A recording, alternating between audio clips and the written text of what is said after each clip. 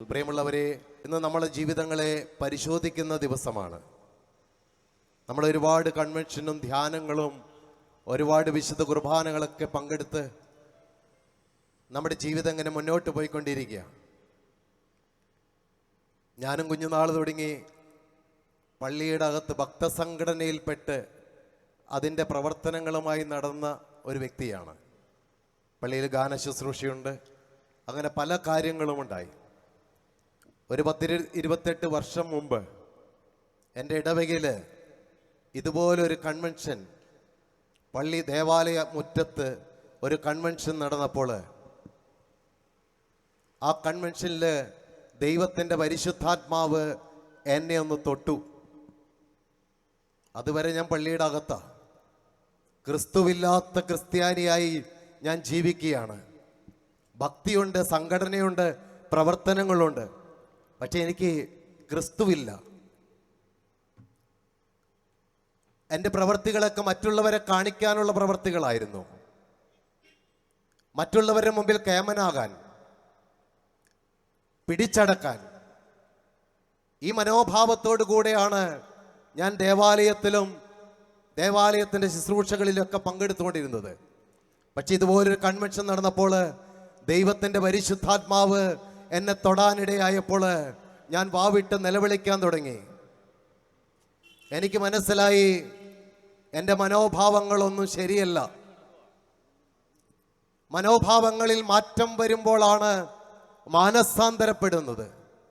പ്രിയമുള്ളവരെ, കർത്താവിൻ്റെ വചനം വിശുദ്ധ മത്തായിയുടെ സുവിശേഷത്തിൽ 2-ാം അധ്യായത്തിൽ ഒരു വചനം ഇങ്ങനെ പറയുന്നുണ്ട്: മാനസാന്തരപ്പെടുവിൻ, ദൈവരാജ്യം സമീപിച്ചിരിക്കുന്നു. നമ്മുടെ ജീവിതത്തിൽ മാനസാന്തരം സംഭവിക്കുന്നില്ലെങ്കിൽ ഞാനും നിങ്ങളും കാട്ടിക്കൂട്ടുന്നതും ഞാനും നിങ്ങളും പ്രവർത്തിക്കുന്നതും വെറുതെയാകും. കാട്ടിക്കൂട്ടലിന്റെ ജീവിതത്തിലേക്കല്ല ദൈവം നമ്മെ വിളിച്ചിരിക്കുന്നത്. മാനസാന്തരപ്പെട്ട് കർത്താവിനോട് കൂടെയായിരിക്കാനാണ്. വിശുദ്ധ മാർക്കോസിന്റെ സുവിശേഷത്തിൽ 3-ാം അധ്യായത്തിന്റെ 14-ാമത് തിരുവചനം, തന്നോട് കൂടെ ആയിരിക്കുവാനാണ് ഈശോ തൻ്റെ പ്രിയപ്പെട്ടവരെ വിളിച്ചത്. ഞാനും നിങ്ങളും, ഈശോ പറയുന്നുണ്ട് യോഹന്നാന്റെ സുവിശേഷത്തിൽ 14-ാം അധ്യായത്തിന്റെ 2-3 തിരുവചനം, ഞാൻ ആയിരിക്കുന്നിടത്ത് നിങ്ങളും ആയിരിക്കണമെന്ന് കർത്താവ് ഓർമ്മപ്പെടുത്തുകയാണ്. പ്രിയമുള്ളവരെ, ഞാനും നിങ്ങളും കർത്താവ് ആയിരിക്കുന്ന ഇടത്ത് ആകണമെങ്കിൽ ഒന്ന് തിരിയേണ്ടതുണ്ട്, മനോഭാവങ്ങൾ മാറ്റപ്പെടുത്തേണ്ടതുണ്ട്. ഇന്നലെ വരെയുള്ള ജീവിതത്തിന്റെ ശൈലിയിലൂടെ മുന്നോട്ട് പോയാൽ എൻ്റെ കൂടെ കർത്താവ് ഉണ്ടാകണമെന്നില്ല. കർത്താവ് ആഗ്രഹിക്കുന്ന ഒരു ജീവിത ശൈലിയിലേക്ക് എനിക്കും നിങ്ങൾക്കും കടന്നു വരാനാകണമെന്നില്ല. ജീവിതത്തിലെ മാറ്റങ്ങൾ സംഭവിക്കണം. അത് കർത്താവിനോട് കൂടെയാകുമ്പോൾ അത് ഏറെ ഫലദായകവും അനുഗ്രഹപ്രദമായി തീരുമെന്ന് കർത്താവിന്റെ വചനം നമ്മെ പഠിപ്പിക്കുന്നു. പറഞ്ഞേ ഹല്ലേലൂയ. പോരാ, ശക്തിയോടെ പറഞ്ഞേ ഹല്ലേലൂയ. ഹല്ലേലൂയ. ഉണർവോടെ പറഞ്ഞേ ഹല്ലേലൂയ. ഹല്ലേലൂയ. ഹല്ലേലൂയ. ഹല്ലേലൂയ. കർത്താവിൽ നിന്ന് ബാറൂക്കിന്റെ പുസ്തകം 4-ാം അധ്യായത്തിന്റെ 28-ാമത് തിരുവചനം, കർത്താവിൽ നിന്ന് അകലാൻ കാണിച്ചതിന്റെ 10 ഇരട്ടി തീക്ഷ്ണതയോടെ തിരികെ വരണമെന്ന് കർത്താവ് ആഗ്രഹിക്കുന്നു. കൂടെ നടക്കുന്ന അനുഭവം നമുക്കുണ്ടോ?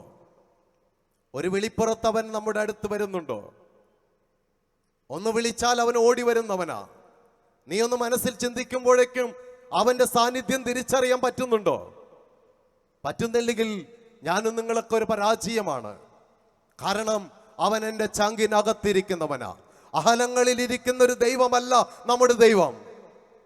എൻ്റെ ഒപ്പം ഇരിക്കുന്നവൻ, എൻ്റെ കണ്ണു നിറയുമ്പോഴും അവൻ എൻ്റെ കൂടെ ഇരുന്ന് ആശ്വസിപ്പിക്കുന്നവനാ. പക്ഷെ നിന്റെ മനോഭാവങ്ങളിൽ മാറ്റം സംഭവിച്ചിട്ടില്ലെങ്കിൽ ഇത് പരാജയത്തിന്റെ ജീവിതമായി മാറ്റപ്പെടുകയാണ്. 2 കരങ്ങളൊന്ന് ഉയർത്തിപ്പിടിക്കാവോ? ആരും ശ്രദ്ധിക്കണ്ട. കർത്താവേ, എനിക്കൊരു മാറ്റം തരണമേ, എൻ്റെ ജീവിതത്തിൽ ഒരു മാറ്റം തരണമേ. ഞാൻ ഈ പോകുന്ന ജീവിതം അത് വിജയത്തിന്റെ ജീവിതമല്ല. കർത്താവിനോട് കൂടെ വിജയം കൈവരിക്കുന്നവരുടെ ജീവിതത്തിലേക്ക്, ആ കൂട്ടായ്മയിലേക്കാണ് അവൻ നമ്മെ വിളിച്ചിരിക്കുന്നത്. 2 കരങ്ങളും ഉയർത്തിപ്പിടിച്ച് ഒന്ന് യേശുവെന്ന് ഉറക്കെ വിളിക്കാവോ? ശക്തിയോടെ ഉണർവോടെ വിളിച്ചേ. Hallelujah, hallelujah, hallelujah, hallelujah, hallelujah. പ്രിയമുള്ളവരെ, ദൈവം പാപികളെ തേടിയ വന്നേ. ഒരു പാപിയെയും അവൻ തള്ളിക്കളയുന്നവനല്ല, ഒരു പാപിയെയും അവൻ ഉപേക്ഷിക്കില്ല. നിങ്ങൾ കേട്ടിട്ടുണ്ടാകും, നിങ്ങൾ അറിഞ്ഞിട്ടുണ്ടാകും. ഇപ്പൊ ഒരു മനുഷ്യൻ പ്രായമായി. ആലപ്പുഴയില് ഒരു ഇറച്ചി ആൽബിൻ എന്ന് പറഞ്ഞൊരു മനുഷ്യനുണ്ട്.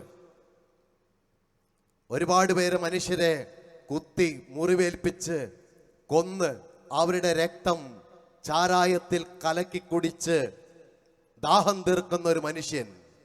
എത്രയോ പാപകരമായ ജീവിതം. ദൈവമില്ല, കുടുംബമില്ല, സമൂഹമില്ല. വൃത്തികെട്ട ജീവിതത്തിന്റെ ഉടമയെ ജയിലിൽ കിടന്നപ്പോൾ കർത്താവിന്റെ വചനം സ്പർശിച്ചപ്പോൾ ബഹുമാനപ്പെട്ട അച്ഛൻ വിശുദ്ധ കുർബാനയിൽ പങ്കുവച്ചൊരു കാര്യമുണ്ട്. ദൈവവചനം ആരുടെ അടുത്തേക്ക് വരുന്നുവോ അവർ ദൈവങ്ങൾ എന്ന് വിളിക്കപ്പെടും. ദൈവങ്ങളാകാനാ എന്നെ നിങ്ങളെ വിളിച്ചിരിക്കുന്നത്. ഏകി വലിച്ച ജീവിതങ്ങളല്ല നമുക്ക് ആവശ്യം. എന്റെ നിങ്ങളുടെ ജീവിതങ്ങൾ മാറ്റപ്പെടേണ്ടതുണ്ട്. ഞാൻ വിളിക്കുമ്പോൾ എന്റെ കർത്താവ് കൂടെ ഉണ്ടാകണം. ഞാൻ വിളിക്കുമ്പോൾ എന്റെ യേശു എന്നിൽ പ്രകടമാകണം. ഞാൻ പറയുമ്പോൾ അവൻ അത് കേൾക്കും. കാരണം അവൻ എന്റെ അപ്പനാണ്, അവൻ എന്റെ ദൈവമാണ്. ഈ ബോധ്യം നമുക്കുണ്ടാകണം. അവരൊക്കെ അനുഗ്രഹം വാങ്ങിച്ചിട്ട് പോകുമ്പോൾ ഞാനും നിങ്ങളും നോക്കി നിൽക്കേണ്ട അവസ്ഥയാകരുത്. ഞാനും നിങ്ങളും അനുഗ്രഹത്തിന്റെ മക്കളാ, ദൈവത്തിന്റെ മക്കളാണ്. അനുഗ്രഹം അവകാശമാക്കാൻ വിളിക്കപ്പെട്ടവരാണ് ഞാനും നിങ്ങളും. ആ അനുഗ്രഹത്തിലേക്ക് ദൈവം ഒരു കൺവെൻഷന് കൂടി സഭ നമുക്ക് കാലാകാലങ്ങളിൽ വെച്ചിരിക്കുന്നു. എന്തിനാ? പ്രഭാഷകന്റെ പുസ്തകത്തില് 5-ാം അധ്യായത്തിലെ അതിന്റെ 7-ാമത്തെ തിരുവചനം പഠിപ്പിക്കുന്നു, കർത്താവിലേക്ക് തിരിയാൻ വൈകരുതെന്ന്. കർത്താവിലേക്ക് തിരിയാൻ വൈകരുത്. ഈ ലോകത്ത് ഒരുപാട് സാധ്യതകളുണ്ട്. അതിലേക്കൊക്കെ തിരിയാൻ ഉൽപ്പത്തി പുസ്തകം 6-ാം അധ്യായത്തിന്റെ 5-ാമത് തിരുവചനം ഇതാ അന്തരംഗം ആദ്യം മുതലേ ഇതാ എവിടേക്കാണ് ചാഞ്ഞിരിക്കുന്നതെന്ന് വചനം പഠിപ്പിക്കുന്ന പാപത്തിലേക്ക്. ഇന്ന് നമ്മൾ വിശുദ്ധ വചനം പാപത്തെക്കുറിച്ചും എൻ്റെ നിങ്ങളുടെ ജീവിത അവസ്ഥകളെ കുറിച്ചും കൂടെ ബഹുമാനപ്പെട്ട സാബു ബ്രദറോട് പങ്കുവെക്കുമ്പോൾ അത് ഞാനാണെന്ന് തിരിച്ചറിയാൻ എനിക്ക് കിട്ടുന്ന ഈ ബോളുകള് അപ്പുറത്തേക്ക് എറിഞ്ഞ് അവർ കേട്ടിരുന്നെങ്കിൽ ഇവർ കേട്ടിരുന്നെങ്കിൽ എത്രയോ നന്നായിരുന്നു. അല്ല, അവരെ അല്ല ദൈവം വിളിച്ചിരിക്കുന്നത്. യോഹന്നാൻ 6:44 എന്റെ പിതാവിനാൽ ആകർഷിക്കപ്പെടാതെ ഒരുവനും എന്റെ അടുക്കൽ വരാൻ പറ്റില്ല. ഇതാ ദൈവം വിളിച്ചിട്ടാ ഞാനും നിങ്ങൾ ഇവിടെ എത്തിയിരിക്കുന്നത്. Hallelujah, hallelujah. ഒന്ന് സ്വരമുയർത്തി പറഞ്ഞേ ഹല്ലേലൂയ, ഹല്ലേലൂയ. കർത്താവ് വിളിച്ചിട്ടാ ഇവിടെ കൊണ്ടുവന്ന്. അവൻ വിളിച്ചതിന് അർത്ഥമുണ്ട്. അവൻ നിന്നെ വെറും കൈയോടെ പറഞ്ഞയക്കില്ല. നീ ഒന്ന് സ്വരം കൊടുത്താൽ, നീ ഒന്ന് ശ്രദ്ധിച്ചാൽ, ഈ വചനം എനിക്കുള്ളതാണെന്ന് നീ ഒന്ന് തീരുമാനിച്ചാൽ, ആ വചനം എന്റെ നിങ്ങളുടെ ഉള്ളിലേക്ക് കടന്നു വന്ന് അവൻ പ്രവർത്തിക്കാൻ തുടങ്ങും. മനോഭാവങ്ങളില് മാറ്റം സംഭവിക്കും. മാനസാന്തരത്തിന് ചേർന്ന ഫലം പുറപ്പെടുവിക്കുവാൻ എനിക്കും നിങ്ങൾക്കും ആകണം. വെറുതെ ഒരു പാഴ്ജന്മമല്ല എന്റെ നിങ്ങളുടെ ജീവിതം. പാഴ്ജന്മമല്ല, അർത്ഥമുള്ള ജീവിതമാണ്. ഇറച്ചി ആൽബിൻ നിന്ന് ആ മനുഷ്യൻ അനേകം മാനസിക രോഗികളെ ശരീരം മുഴുവൻ വൃത്തിഹീനമായിട്ട് അഴുകിക്കിടക്കുന്ന ശരീരങ്ങളെയൊക്കെ എടുത്ത് മടിയിൽ കിടത്തി പരിപാലിച്ച് ഭക്ഷണം കൊടുത്ത് മരുന്ന് വെച്ച് അവരുടെ മുറിവുകൾ ഉണക്കി യേശു ക്രിസ്തുവിനെ കണ്ടുകൊണ്ട് ജീവിക്കുന്ന ഒരു മകനാക്കി ആ മകൻ കർത്താവിന്റെ പ്രിയപ്പെട്ടവനായി സഭയില് പ്രവർത്തിച്ചു കൊണ്ടിരിക്കുന്നു. കരമടിച്ചെന്ന് കർത്താവിന് നന്ദി പറഞ്ഞേ. പോരാ യേശുവെ ഒന്ന് ഉറക്കെ വിളിക്കാവോ? ശക്തിയോടെ വിളിച്ചേ. മാനസാന്തരപ്പെടണം കർത്താവേ. എനിക്കൊരു സാവൂളിനെ പൗലോസാക്കി മാറ്റിയ കർത്താവ് ഇവിടെയുണ്ട്. അവന്റെ ജീവിതം എത്രമാത്രം സഭയ്ക്ക് വേണ്ടി തന്റെ ജീവൻ വരെ കൊടുക്കാൻ തയ്യാറായി.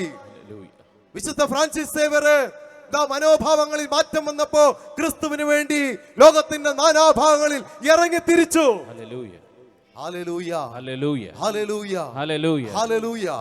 ബഹുമാനപ്പെട്ട സാബു ബ്രദർ അദ്ദേഹത്തിന്റെ ജീവിതം മാറ്റിവെച്ചിട്ട് കർത്താവിന് വേണ്ടി വേലയ്ക്ക് ഇറങ്ങി. മനോഭാവങ്ങളിലെ മാറ്റം. എന്റെ പ്രിയമുള്ളവരെ, വരുമാനങ്ങൾ ഏറെ കിട്ടുന്ന ഒരു ജോലിയുള്ള ഒരുവനാ ഞാൻ. അതെല്ലാം ഉപേക്ഷിച്ചിട്ട് കർത്താവിന് വേണ്ടി ഇറങ്ങി തിരിച്ചു.